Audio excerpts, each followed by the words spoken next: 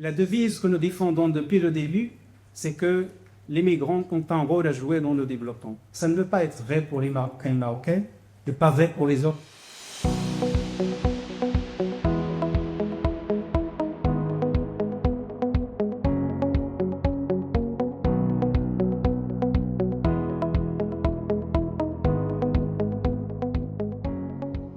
Migration et Développement a été créé donc il y a près de 40 ans dans un modèle migratoire qui était formé d'une immigration de célibataires, ruraux, très peu instruits, qui venaient là pour une période limitée avec l'idée qu'ils allaient revenir.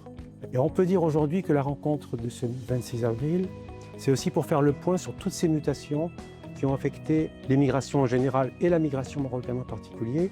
La séance d'aujourd'hui, elle montre une féminisation, une élévation énorme des niveaux de compétences, l'installation de nouvelles générations qui sont nées en France, etc.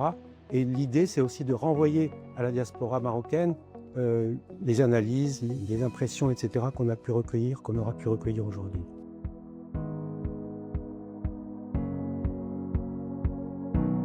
Le concept central de mon travail de thèse a été la circulation migratoire, qui est pour moi un concept scientifique et qui permet de prendre en compte les territoires dans leurs ensembles. C'est-à-dire, on n'est pas seulement sur une migration d'un point A à un point B.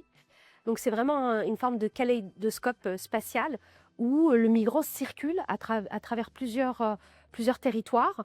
Il finit par s'installer quelque part et il devient actif. Et c'est aussi une manière de déconstruire un grand sociologue que j'aime beaucoup, qui est Abdelmalek Sayad, et qui a écrit sur la double absence du migrant, qui justement montrait à l'époque comment le migrant de la première génération n'était plus ni d'ici, ni de là-bas, ni de son pays d'installation en France, ni de son pays d'origine en Algérie, puisqu'il a travaillé sur l'Algérie.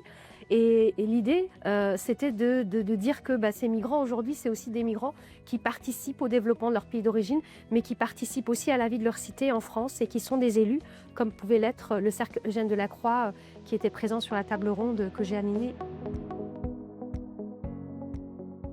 Je suis le président d'une association qui s'appelle le Cercle Eugène Delacroix, qui est l'association des élus pour l'amitié entre la France et le Maroc. C'est un bonheur, un honneur même, puisque j'ai pu prendre la parole, d'être présent aux côtés de cette association qui travaille sur la durée et qui travaille sur des questions qui sont toujours des questions d'actualité. En 2027, dans 2 ans, on aura une élection présidentielle. Mais déjà, je peux vous dire que la question principale qui sera débattue sera encore une fois l'histoire des migrants, des immigrés. S'il n'y a pas de diaspora, il n'y a pas de Zidane, il n'y a pas de Zidane, il n'y a pas de Coupe du Monde, il n'y a pas d'Mbappé, il n'y a pas de... Donc, on voit bien que les immigrations sont des richesses. Donc il faut ne rien lâcher là-dessus.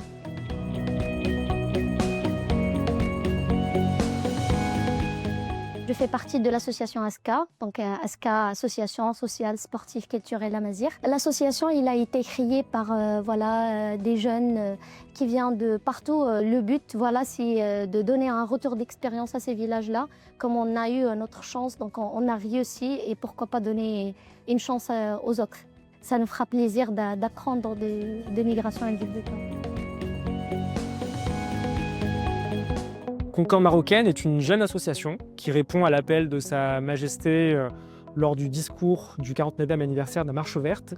Et nous souhaitons, en toute humilité, mobiliser les compétences exceptionnelles de la jeunesse marocaine présente en France et la mettre à contribution du développement de notre pays. C'est un événement important, beaucoup d'acteurs institutionnels sont conviés, d'acteurs associatifs également.